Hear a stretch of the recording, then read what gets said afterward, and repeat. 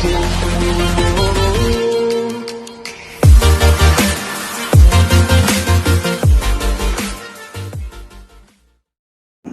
lagi bersama kami di Beyond Education Podcast. Yeay. Bersama Pak Doni. Halo semuanya teman-teman. Segar sekali Pak hari ini Pak. Alhamdulillah, habis wudhu. Habis ya. Jadi, Kalau saya tambah pakai segar. baju merah jadi semangat Pak. Oke, siap dikurbanin. Kalau Mas itu terserah yang mau kurban sih. Bukan saya. Ya seperti biasa Pak, pada siang hari ini kita akan sharing-sharing Oke. lagi Pak. Hal-hal yang bermanfaat terkait pendidikan, coaching, motivasi, dan parenting. Insya Allah. Siang hari ini kita akan ngobrol tentang apa Pak? Kita akan berbicara mengenai dunia coaching di dunia pendidikan. Coaching di dunia pendidikan ini sangat menarik nih Pak ya. Ya. Karena kan kita mengetahui bahwa coaching itu atau coach, seorang coach itu biasanya tidak lazim dipanggil dalam sebuah dunia pendidikan biasanya. Ya. Biasanya kalau di dunia bisnis ada coach bisnis. Tapi emangnya coach dalam dunia pendidikan itu seperti apa sih Pak? Oke. Kenapa saya ingin membahas mengenai dunia coaching di pendidikan? Karena ketika saya mendirikan Fikar School, tidak pernah terbayang saya akan melakukan program coaching di sekolah ini. Jadi pada suatu saat saya pernah mengumpulkan murid-murid Fikar School, dan pada saat itu saya lakukan sebuah sesi motivasi kepada mereka. Dan ketika berjalannya sesi motivasi tersebut, saya melihat sebagian ada yang fokus, sebagian lagi ada yang merasa malu-malu untuk mengutarakan apa yang menjadi pendapatnya. Karena ada suatu kebiasaan di dunia sekolah, anak-anak ini ketika disuruh bertanya, mengungkapkan pendapatnya di depan orang banyak, Betul. mereka memiliki ketidakpedean. Ya, mungkin ada trauma di diri mereka. Apakah mereka dulu pernah bertanya terus diketawain misalnya, atau ketika mereka bertanya mereka dimarahin oleh gurunya misalnya seperti itu. Akhirnya ketika mereka diajak untuk bertukar pendapat, mereka malu-malu untuk bertanya, malahan berdiam diri. Ya. Dan di sini saya melihat kalau seperti ini terus, saya melakukan sesi motivasi, sebagian semangat, sebagian tidak semangat, lebih baik saya harus mencari cara lain. Karena kan tujuan Fikar School ini saya ingin membangkitkan potensi setiap anak-anak didiknya. Jadi jangan sampai ada yang sebagian terbangkitkan potensinya, sebagian lagi malah tidak ada perkembangannya. Oh, jadi coaching ini merupakan salah satu teknik. Ya, salah satu teknik untuk menggali potensi seorang anak manusia. Oh, jadi tujuannya menggali potensi Pak. Gitu. Iya. Seperti apa Pak? Nah, dulu saya pernah melakukan sesi coaching juga, yang saya pernah cerita di podcast sebelumnya, bahwa saya ingin mengetahui potensi diri saya. Dan akhirnya saya menemukan coaching ini sangat membantu terhadap diri saya. Dan akhirnya saya melihat ketika ini bermanfaat untuk diri saya, kenapa saya tidak melakukan terhadap anak-anak didik saya? Oh, Bapak dulunya pernah ikutan sesi coaching juga sih? Yang waktu saya ceritakan, Betul, ketika iya. saya dulu masih galau, apakah ini benar saya berada di dunia pendidikan? Iya. Karena selama ini saya sama sekali nggak memiliki background pendidikan formal saya di dunia pendidikan. Karena ketidakpedean itu, maka saya minta dilakukan sesi coaching. Waktu itu saya sudah pernah cerita ya. Iya. Akhirnya saya menemukan bahwa inilah ranah saya di dunia pendidikan. Jadi saya nggak perlu ragu lagi. Dan itu semakin saya yakin gitu, mengapa saya terjun di dunia pendidikan. Dan ketika saya merasakan coaching ini ada manfaatnya, kenapa program coaching ini tidak saya lakukan pada murid-murid Fikar sendiri? Siapa tahu Iya. hal itu bermanfaat juga buat mereka. Dan yang tadi saya cerita tentang saya melakukan sesi motivasi, ada sebagian anak-anak yang semangat, ada sebagian lagi yang mereka tidak semangat, mungkin mereka masih memiliki rasa malu-malu untuk mengungkapkan pendapatnya, ya. Akhirnya anak-anak yang malu-malu mengungkapkan pendapatnya, saya jadwalkan untuk mereka yang pertama kali mendapatkan sesi coaching. Ya, karena saya pengen tahu nih kenapa nih anak nih. Ya, kenapa ketika yang lainnya pada semangat untuk mengungkapkan cita-citanya, ya, tujuan hidupnya, tapi kok mereka ini sebagian nggak semangat. Oh, dari situ mulai melirik ya. Mulai tergelitik gitu. Iya. Pada saat itu di dunia pendidikan di Indonesia nggak ada istilah coaching. Adanya BP. Iya, guru BP. BK, bimbingan konseling ya kan. Bimbingan konseling. Kalau nggak salah BP itu bimbingan pelajar ya. Nggak tahu, kayaknya bintang apa gitu. Bimbingan konseling ya betul. Iya. Nanti saya ada cerita tuh tentang BK. Ini saya alami ketika saya dulu di tingkat SMA. Oh. Nah, tapi kita kembali dulu ke coaching ya. Jadi ketika saya jadwalkan sesi pertama kali kepada anak-anak yang merasa mereka memiliki ketidakpedean mengungkapkan pendapatnya ketika sesi motivasi bersama teman-temannya, saya melihat ada suatu hal yang berubah ketika dilakukan sesi coaching one on one kepada mereka. Ya. Ketika saya melakukan sesi coaching secara one on one, mereka lebih berani mengungkapkan pendapatnya. Nah, di situ saya melihat kok ada perbedaannya. Kenapa nih ketika sesinya sama-sama, mereka sepertinya kurang pede. Tapi ketika sesinya one on one, mereka pun lebih percaya diri. Nah, di situ akhirnya saya melihat ada sebuah budaya gitu kan, kalau di dunia sekolah, di dunia pendidikan di Indonesia, anak-anak ini ketika mengungkapkan pendapatnya, betul, atau usulannya, itu tidak dibangkitkan semangat mereka gitu untuk mencari tahu. Tapi kadang ketika mereka bertanya, mengungkapkan pendapatnya, di tengah jalan suka aja dipatahkan gitu. Ya, tiba-tiba saja ya. Ya, apakah mereka diketawakan oleh teman-temannya atau mereka dianggap bodoh gitu, dibully gitu. Pertanyaan-pertanyaan bodoh yang mereka keluarkan gitu kan. Dan guru juga kadang suka males ditanya-tanya sama murid gitu kan. Nah, inilah yang akhirnya anak-anak ini tidak percaya diri gitu ketika mereka harus mengungkapkan pendapatnya di depan orang banyak. Dan ketika sesi coaching one on one ini berbeda, mereka lebih berani untuk mengungkapkan pendapatnya karena mereka merasa tidak ada orang lain di sekeliling mereka, hanya ada saya sebagai seorang coach dengan dia sebagai seorang siswa. Oh, seperti itu. Jadi selain mendegradasi tingkat ketidakpercayaan diri, ternyata coaching juga bermanfaat untuk menggali potensi juga, Pak ya. Iya. Jadi ketika misalnya seseorang yang tidak ingin menyampaikan pendapat, terus dia tiba-tiba ketika di coaching ingin menyampaikan pendapat, dan pendapatnya itu mungkin berupa potensi-potensi dia atau kondisi dia yang ingin dia capai seperti itu. Apakah di dunia pendidikan itu perlu emang yang seperti itu, Pak? Oh, menurut saya sangat perlu. Kan tujuan anak-anak datang ke sekolah apa kalau menurut kamu? Kalau menurut saya belajar. Belajar supaya pintar. Ukurannya apa pintar? Nilai, Pak. Nilai. Ya, kembali ke nilai. Iya. Nah, ini yang pengen saya ubah di dunia pendidikan, terutama di dunia sekolah. Jadi kalau anak-anak datang ke sekolah, terus mereka luangkan waktu dari pagi sampai sore hari, itu kan cukup panjang waktunya. Betul. Yang mereka sudah habiskan di sekolah. Tetapi ketika mereka pulang sekolah, mereka ditanya apa yang mereka pelajari, kadang mereka bingung untuk jawab. Saking banyaknya mata pelajaran yang harus mereka pelajari dalam satu hari misalnya.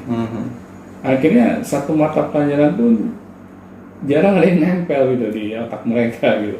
Ya, kadang ya mereka mungkin kelelahan, ya, kadang iya. mereka merasa capek, burnout lah istilahnya kalau istilah anak-anak milenial gitu. Nah, oleh karena itu kan ketika saya bikin sekolah Fikar School ini, saya ingin bikin sekolah itu yang benar-benar dapat membangkitkan potensi anak di luar akademis. Ya, Iya. karena akademis ini, kalau menurut saya pribadi, cukuplah pelajaran-pelajaran yang memang mereka butuhkan untuk mereka dapat meraih cita-citanya. Oh, berarti kalau coaching itu orientasinya bukan akademis, tapi adalah cita-cita dan tujuan hidupnya gitu. Ya, jadi untuk tepatnya membangkitkan potensi mereka, yang tujuannya mereka dapat meraih cita-citanya. Ya, tapi sesi coaching dengan anak-anak dan dewasa itu berbeda. Iya. Ya, kalau dewasa lebih kompleks biasanya. Macam-macam ditanya. Macam-macam. Tapi kalau untuk anak-anak dan remaja, ya itu hanya seputar dunia mereka. Tapi mereka di sesi coaching ini, kita buat mereka ini fokus terhadap tujuan hidup mereka. Ya. Tapi ketika mereka curhat tentang masalah pribadi, keluarga, itu hanya sebagai selingan agar mereka dapat dalam tanda kutip itu tenang. Iya. Ya, ketika mereka sudah mengutarakan segala masalah-masalah yang mereka miliki, ya, terus mereka sudah merasa lega, masalah-masalah itu sudah ada orang yang diajak curhat, ya, orang yang diajak bicara, dan ketika itu mereka sudah merasa bisa mengendalikan diri mereka, akhirnya mereka bisa fokus untuk kita gali potensi mereka, tujuan hidup mereka. Jadi coaching itu bukan menggurui, ya, coaching itu bukan hanya menasihati. Oh, ini udah masuk ke teknis Pak ya? Dalam teknis coachingnya ya? Jadi saya sedikit aja, saya nggak akan ngebahas banyak teknis coaching. Karena apa? Karena itu harus memerlukan effort yang berbeda ketika kita ngebahas teknis coaching. Betul. Tapi sekarang kita akan membahas mengenai mengapa sih harus coaching, ya, terus manfaat coaching itu apa, ya, kenapa coaching ini ada di dunia pendidikan, kenapa Fikar School ini sebagai pelopor untuk dunia coaching ini, karena kita kan sudah melakukannya dari tahun 2011, ya, di mana saat itu mungkin sekolah-sekolah masih kurang awareness gitu tentang dunia coaching ini di dunia pendidikan. Iya, karena saya juga baru dengar Pak ya, maksudnya ada coach di dalam struktur sekolah. Iya. Karena ini unik gitu, maksudnya bukan unik lagi, emang kayaknya satu-satunya gitu ada coach. Emang coach itu kan yang sering kita dengar sih, coach itu adalah pelatih bola, gitu kan. Coach ya, misalnya pelatih dunia olahraga. Nah, memang ketika misalnya anak-anak ini di coaching itu, apakah mereka itu bisa dari kecil atau misalnya sudah besar saja Pak, yang sudah besar-besar aja, atau misalnya ada batasan umurnya dengan kondisi coaching seperti ini Pak? Ya, coaching dengan batasan umur ya. Kalau menurut saya sih coaching itu bisa dilakukan kepada anak-anak ketika anak itu udah mulai bisa diajak berkomunikasi. Iya. Ketika anak sudah bisa diajak berkomunikasi, pada saat itu kita bisa melakukan sesi coaching. Tapi bahasa-bahasa coaching yang kita berikan itu juga harus mereka pahami. Nah, jangan kita ngomong sama anak SD, tapi kita ngebahas hal-hal yang mereka tidak mengerti. Ya, misalnya tentang masalah kehidupan gitu. Terus masalah politik, ya kan nggak nyambung gitu kan, kita ngajak ngobrol anak SD tapi kita ngebahas masalah politik. Betul. Nah, terus masalah yang lagi ngetren nih saat ini, konspirasi gitu. Jadi kan nggak nyambung gitu kan, kita harus berbicara kepada anak-anak itu bahasa-bahasa yang mereka pahami. Dari hal yang simpel aja, apa yang mereka sukai, apa yang mereka minati, apakah mereka sudah punya cita-cita, apakah mereka sudah mengenal berbagai macam profesi yang ada seperti itu. Oh, berarti dibedakan ya Pak dengan bahasanya, dengan pendekatannya. Iya. Itu antara SD, SMP, SMA itu memang Pastinya sesuai umurnya. sesuai umur ya. Oh, memang seorang coach itu harus pandai di situ ya Pak ya. Ya, karena apa? Agar sesi coaching ini dapat berjalan dengan efektif. Nah, kenapa saya merasa coaching ini efektif? Pernah suatu saat saya mengikuti sebuah workshop, tapi saya nggak akan menyebutkan nama workshopnya karena ini nggak etis ya. Pada saat itu si anak ini katanya sudah melakukan tes bakat minat, tetapi setelah dia melakukan tes bakat minat, dia tetap saja tidak mengetahui apa yang menjadi bakat dan minatnya. Dan pada saat itu saya bingung gitu. Anak ini sudah melakukan tes bakat minat, tetapi kok masih belum tahu potensi dirinya apa, cita-citanya apa. Dan ketika diadakan sesi coaching one on one, saya dipasangkan oleh anak tersebut. Dan ketika saya dipasangkan anak tersebut sebagai coach saya, mulailah saya bertanya mengenai hal-hal yang sifatnya menggali potensi dia. Dan ketika saya gali dari pertanyaan-pertanyaan yang saya berikan kepada anak tersebut mulai fokus terhadap apa yang dia inginkan di dalam kehidupannya dia. Dia mulai sedikit-sedikit menemukan apa yang menjadi tujuan hidupnya dia. Padahal saya baru bertemu anak ini. Oh, dengan kata-kata saja Iya, Pak? dengan kata-kata saja. Iya. Padahal itu baru sesi pertama. Dan yang saya terkejutnya ketika selesai sesi coaching dengan anak itu, dan saya melihat bahwa anak ini sudah tahu dia ingin melangkah kemana. Dia sudah tahu setidaknya tujuan hidupnya dia mau kemana. Dan setelah sesi coaching, kami setiap orang-orang yang mengikuti sesi coaching, kalau istilahnya di dunia coach itu coaching pro bono. Jadi apa ya, lebih ke role play. Role play ya. Nah, dan pada saat itu saya tidak menyangka bahwa sesi coaching saya dengan anak tersebut ya mendapatkan impact yang luar biasa terhadap anak itu. Dan ketika kita disuruh memberikan testimoni di depan teman-teman yang mengikuti workshop tersebut, pelatihan tersebut, dia bilang, setelah saya di coaching, saya akhirnya menyadari potensi saya apa. Wow. Tujuan hidup saya apa. Iya benar-benar. Sampai dia menyebutkan nama saya. Ya. Dan saya malu pada saat itu karena saya merasa itu biasa-biasa aja buat saya. Tapi dia merasakan kok ada kalau bagi anak beda gitu ya. Bagi dia tuh ada suatu hal yang luar biasa. Dan di sini saya terkejut juga gitu. Dia merasakan apa ya? Hal yang sangat bermanfaat bagi dirinya gitu.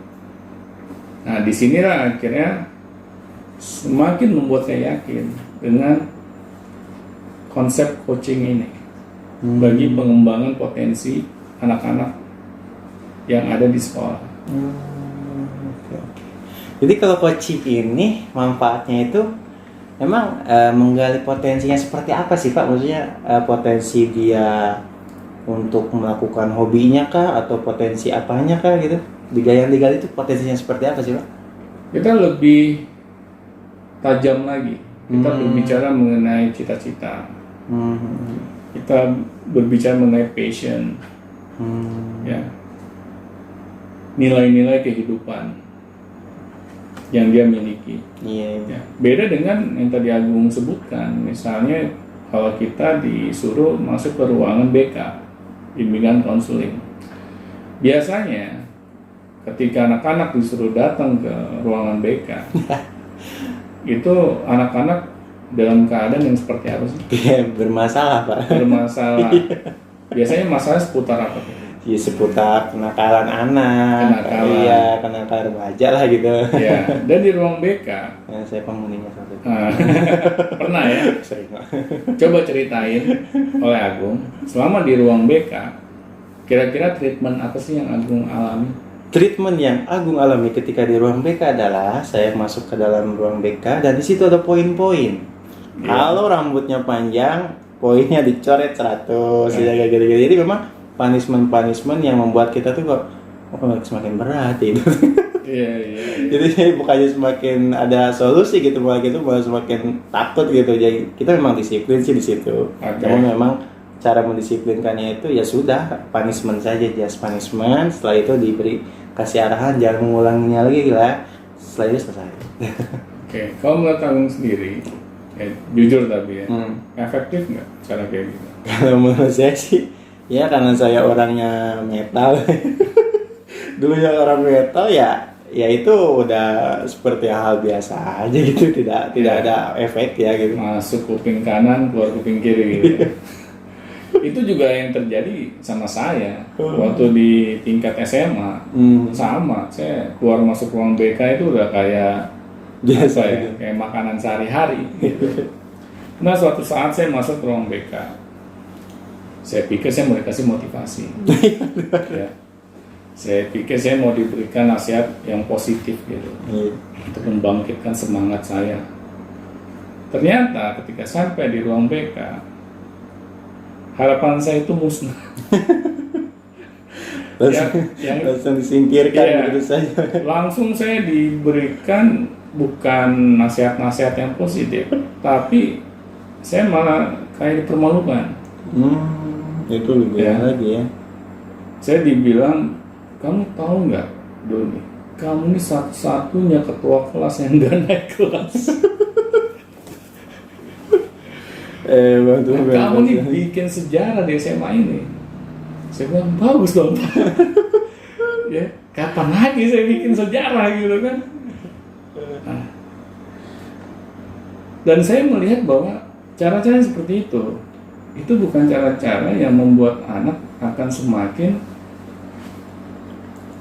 mau mengkoreksi kesalahannya, menyadari kesalahannya, tapi malah membuat mereka akhirnya merasa citra diri mereka terusik. Iya betul. Ya, karena mereka mendapatkan kritikan-kritikan, terus mendapatkan apa namanya, selain kritikan mereka mendapatkan hal-hal yang menyerang diri mereka. Iya. Ya, orang biasanya kalau dikritik, diserang bagaimana sih? Pasti kan mereka akan melakukan self defense. Self defense Ya. Mereka akan sekuat mungkin untuk bertahan gitu. berkilah. Berkilah. Ya. Akhirnya ketika kita melakukan self defense, nasihat mereka bisa masuk nggak sih ke dalam diri kita? Oh iya, mungkin karena itu ya di BK itu nggak ada yang masuk ya. Iya. Karena mana ada sih orang mau berubah ketika mereka diserang. Iya betul. Ya, mereka dipermalukan. Ya. Mereka kan punya harga diri juga. Anak-anak ini, remaja ini, ya bukan berarti mereka masih anak-anak terus mereka nggak punya harga diri, siapa bilang? Iya waktu itu aku sempat dijemur tuh nggak pakai baju gitu kan, kena lapangan. Wah, sudah vitamin D kan? untung itu masih zaman-zamannya ini apa ya, zaman-zamannya loncat pagar gitu. Iya, itu kan seharusnya nggak boleh dilakukan di dunia pendidikan, di dunia sekolah, cara-cara kekerasan seperti itu.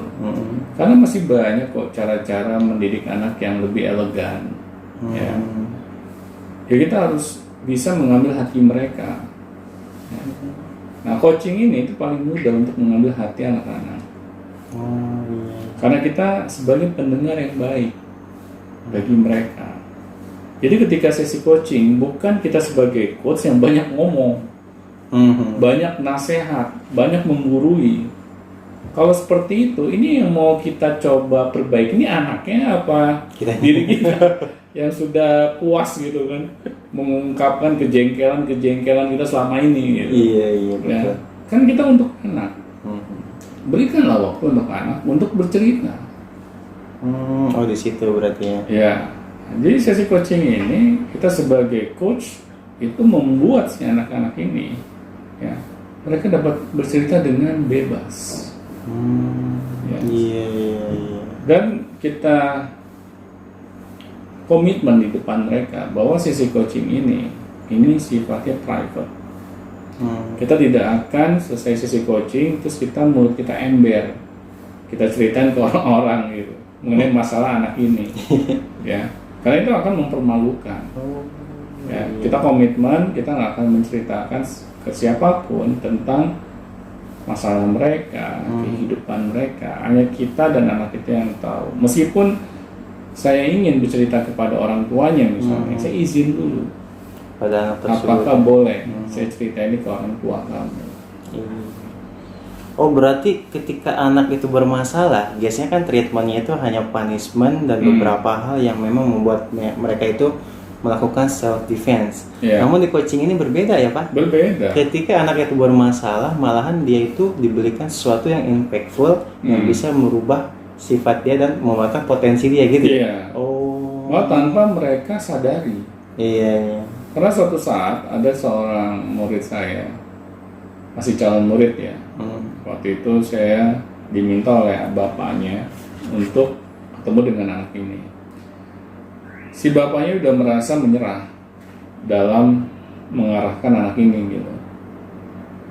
Ketika saya ketemu anak ini, saya tidak langsung menjudge dia. Saya tidak langsung menggurui dia atau menasihati dia. Kira-kira menurut Agung nih, pertanyaan apa yang pertama saya ucapkan kepada anak ini? Ya mungkin ketika seperti itu pertanyaannya adalah apa tujuan kamu gitu, apa gimana? Ya, itu udah mendekati. Iya, seperti itu. Saya tanya ke anak ini, apa yang menjadi cita-citanya dia? Iya, tujuannya. Ya. Dan akhirnya anak itu kaget ketika saya tanya di awal seperti itu.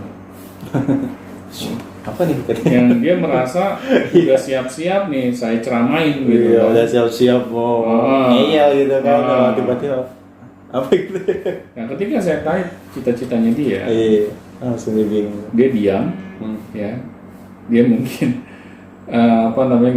nggak menyangka gitu awal bertemu, karena dia sudah tahu nih pasti ayah saya menceritakan hal yang buruk-buruk nih tentang saya ke Pak Doni nih. Nah pasti ketika saya ketemu Pak Doni udah kultum gitu.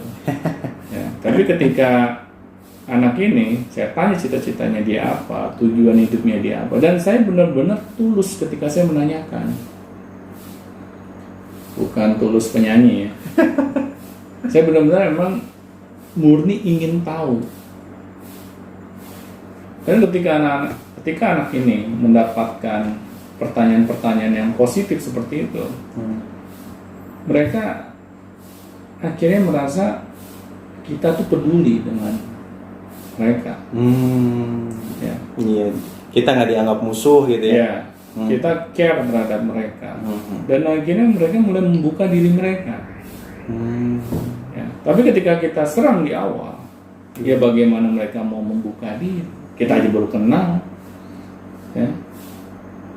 Tetapi ketika kita peduli dengan mereka, kita care, murni karena ketulusan, insya Allah, even anak sebandel apapun, ya menurut kata-kata orang Bandung gitu, dia akan merasa ketulusan itu yang dia rasakan. Iya betul. Dan ketika dia sudah merasakan ketulusan itu, dia akan memberikan kejujurannya kepada kita. Ya, dia akan menceritakan apa yang ada di benak mereka, apa yang ada di pikiran mereka. Ya. Dan akhirnya solusi itu tinggal menunggu waktu saja. Ya, karena bukan hanya 1-2 anak yang saya lakukan sesi coaching ini dan membuat mereka itu berubah paradigmanya. Iya. Yang tadinya paradigma dimarahin, disalah-salahin gitu kan. Salahin, terus apa namanya? Kasih maki. Dijudge, Iya, ya kan? betul. Nah, mereka mulai menemukan gitu kenyamanan. Ya.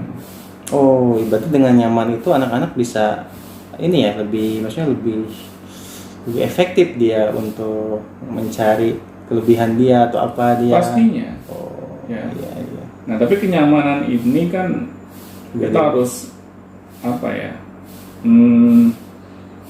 Melakukannya itu dengan tulus. Iya. Nah, kita melakukannya itu dengan murni ingin membantu.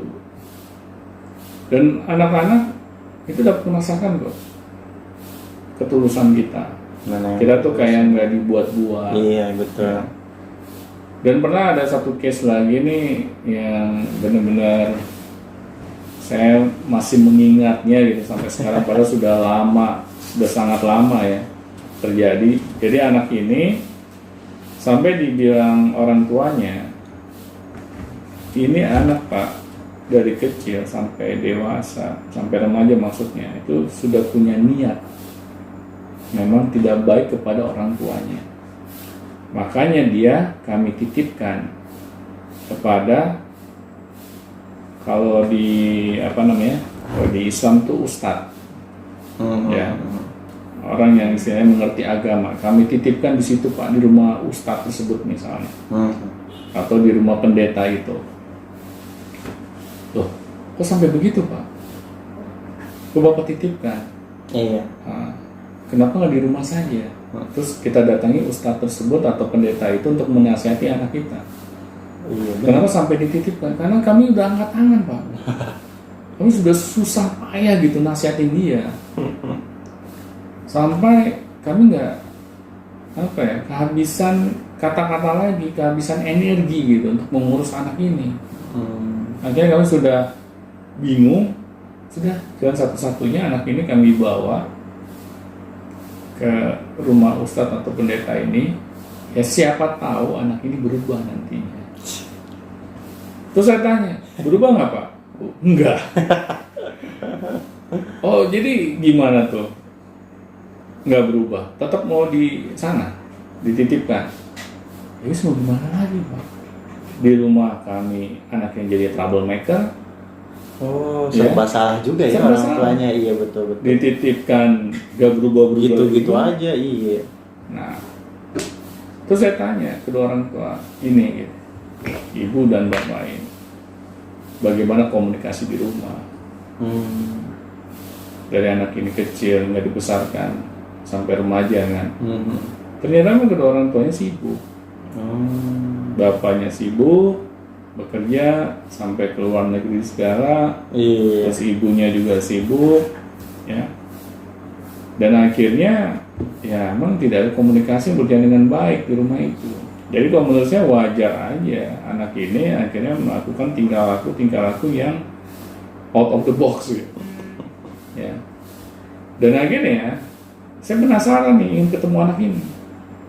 Kan saya hanya dengar cerita tuh dari si orang tuanya, ya, dan hal yang saya dengar tuh negatif semua.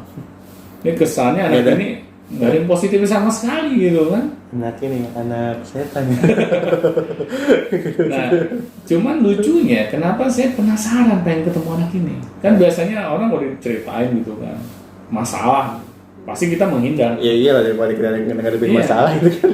Tapi saya malah enggak. Saya malah ingin ketemu anak ini. Saya pengen tahu nih anak sejelek apa sih yang diceritakan orang tuanya itu, apakah benar gitu. Jadi ketika saya berbicara dengan anak itu, saya panggil kan secara one on one, kita melakukan sesi coaching. Sama yang saya tanyakan, apa keinginan anak ini? Ya. Dan dia kaget juga, dan dia tanya ke saya, Pak Doni, kok Pak Doni tiba-tiba bertanya seperti itu? Emang ayah saya tidak menceritakan kejelekan saya kepada Pak Doni? Ya.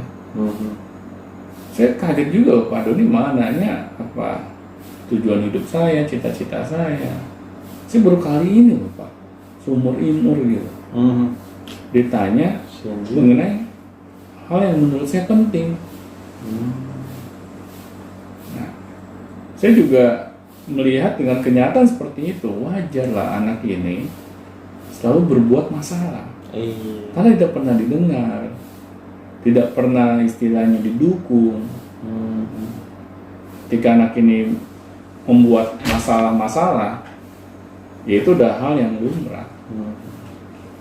Nah, oleh karena itu di sesi coaching yang saya lakukan pada saat itu membuat anak ini semakin menyadari bahwa dia ini memiliki tujuan hidup yang positif.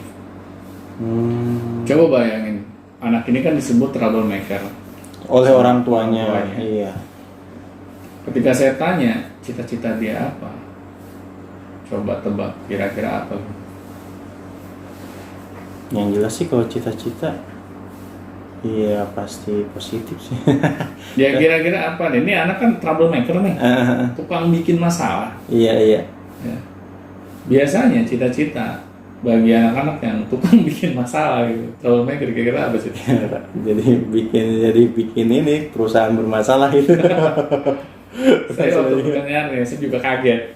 Nah, dia cerita misalnya, Pak Doni, saya ingin menjadi seorang psikolog.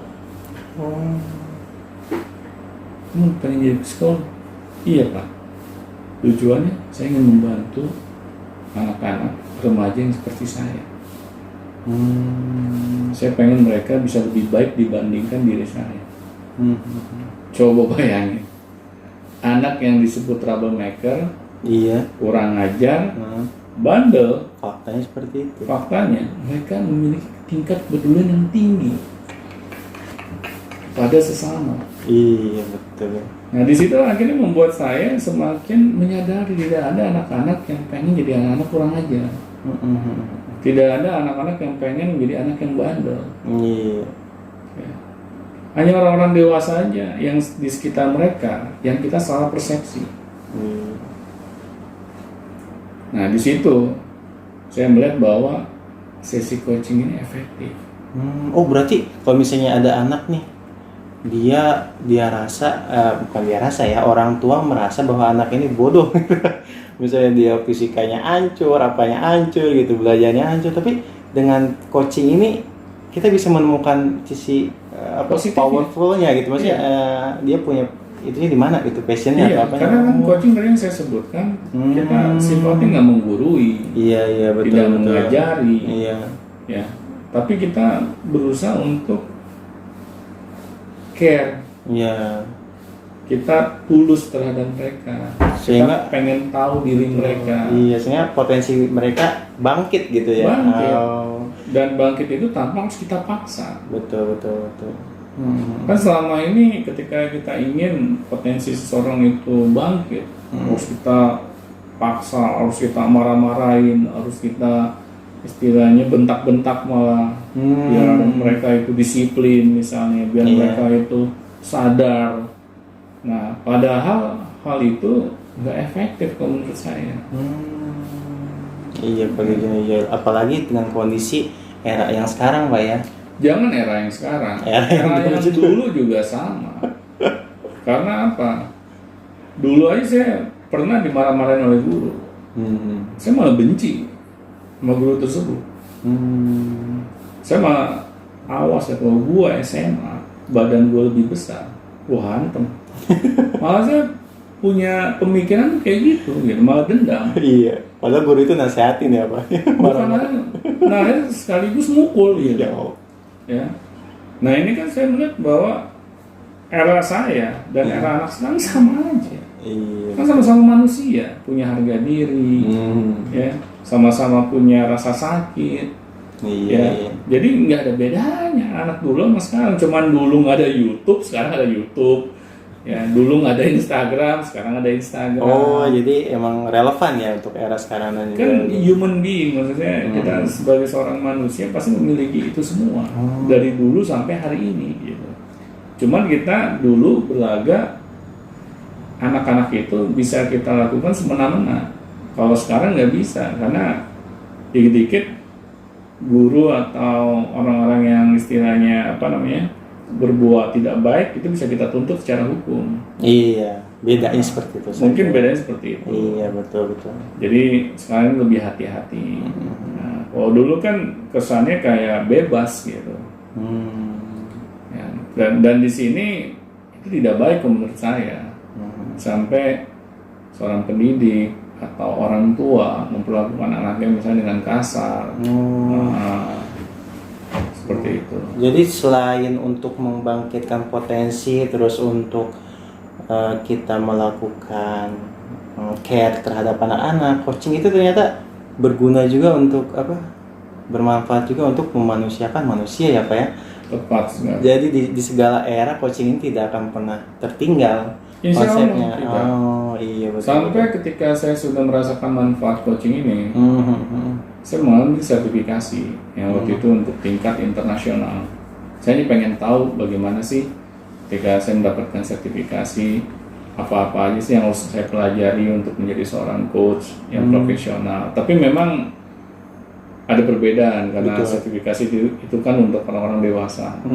Kita meng-coach orang-orang dewasa. Nah, tapi ketika anak-anak ya kita harus ubah gaya kita. Nah, itu yang kita sesuaikan. Yang orisinilnya di situ, Pak. Maka kan biasanya kita untuk orang dewasa nih, untuk anak gimana nih gitu. Iya, kita sesuaikan ide kita tuh dengan tingkat psikologisnya anak-anak dan remaja harus kita sesuaikan gitu. Kita nggak bisa menyamaratakan karena akan berbeda.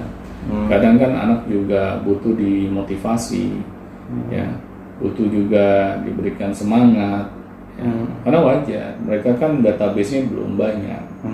Nah, disitulah kita sebagai seorang coach untuk dapat bukannya sebagai seorang coach, juga sebagai seorang motivator misalnya. Nah, jadi anak tersebut merasa bahwa gue ini worth it loh, kehidupan gue ini gue perjuangkan, ya, cita-cita gue ini gue perjuangkan, ya. Jadi ketika sesi coaching itu selesai, anak-anak ini memiliki semangat yang berbeda dibandingkan sebelumnya, dan itu yang kita harapkan. Iya betul. Tapi kalau misalnya setelah anak-anak yang di coaching misalnya, follow up ke depannya itu seperti apa sih Pak? Apakah harus di coaching lagi atau seperti apa Pak ke depannya? Jadi coaching itu nggak cuma sekali aja. Harus ada kontinuitas. Jadi kontinuitas itu memang coaching itu kalau misalnya mau tidak mau ya Pak ya, karena kan kondisinya sesuatu yang memang bersifat kita ingin menggali potensi, itu tidak cukup hanya satu kali ya. Jadi harus terus. Malah ketika anak dari usia sedini mungkin, ya misalnya start dari SD, tapi ketika anak-anak ini sudah bisa diajak berkomunikasi dengan baik, itu sudah bisa dilakukan. Ya, tapi harus continue ya. Sampai mereka istilahnya bisa menentukan tujuan hidupnya apa, dan itu terus kita maintain. Iya sih, emang nggak ada kalau di zaman sekolah saya. Ya nggak ada, di zaman sekolah saya juga nggak ada. Kalau dulu saya paling dikasih angket sih, sukanya main apa, ekskul apa nih, oh udah ekskul ini aja suka gitu. Ya itu, karena apa ya, saya juga melihat coaching ini saya temukan secara tidak sengaja.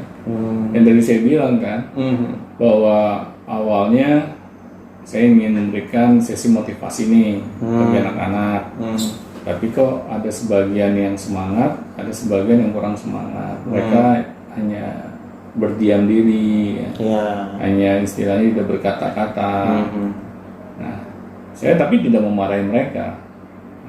Cuman setelah sesi motivasi itu, saya mikir bagaimana nih bisa membangkitkan anak-anak yang kalau di dunia pengembangan disebut introvert. Kemarin ada tuh kasusnya introvert. Saya introvert. Seorang introvert itu tidak mungkin mengatakan diri introvert. Saya introvert. Nggak usah, itu bukan introvert. Itu lebay. Skip. Jadi kalau saya sih melihatnya anak-anak yang introvert ini, yang disebut introvert ini, yang pendiam, mereka sebenarnya belum tahu saja bahwa sikap pendiam itu kurang bagus. Iya.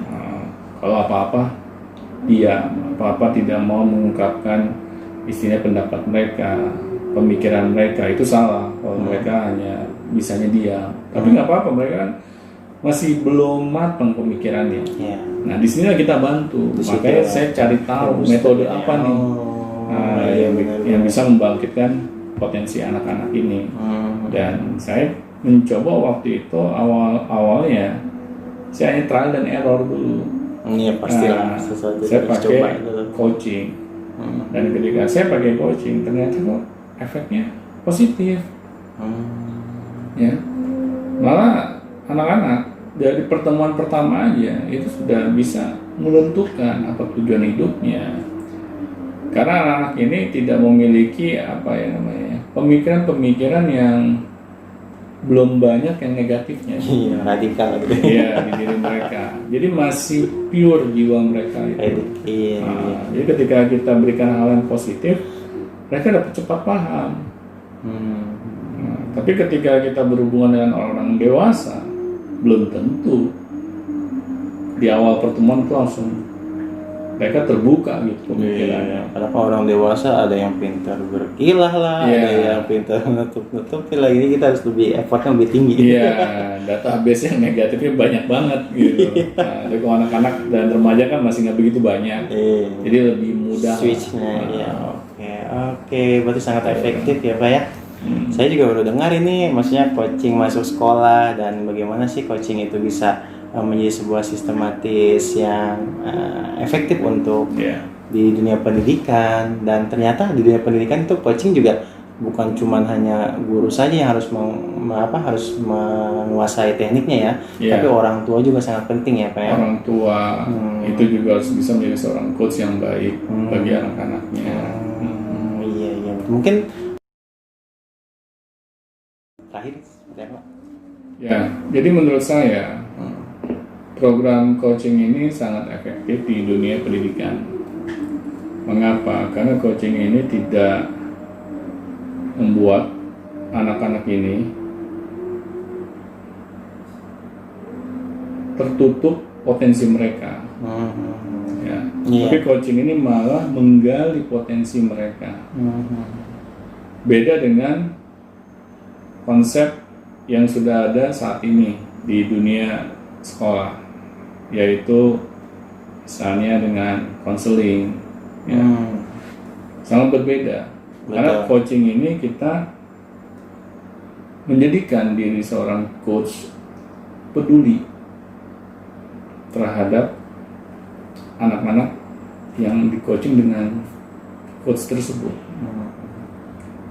Nah, jadinya dengan kepedulian kita terhadap mereka membuat potensi anak-anak ini dapat muncul ke permukaan. Oke. Baik, sepertinya sudah sangat banyak Pak ya. Ya, mudah-mudahan bermanfaat ya buat teman-teman semua. Seharusnya sih bisa bermanfaat ini. Dengan kondisi yang dari mulai awal sampai mungkin nanti kita akan membahas lagi selanjutnya next bagian dari coaching yang lainnya gitu Pak ya. Nanti kita akan adakan sesi-sesi yang lainnya untuk membahas bagaimana sih secara dalam coaching itu bisa sangat-sangat efektif terhadap dunia pendidikan dan anak-anak. Oke, mungkin sore ini kita akhiri dulu Pak ya di sini Pak. Baik. Terima kasih semuanya sudah nonton Beyond Education Podcast dan sampai jumpa. Sampai jumpa teman-teman semuanya.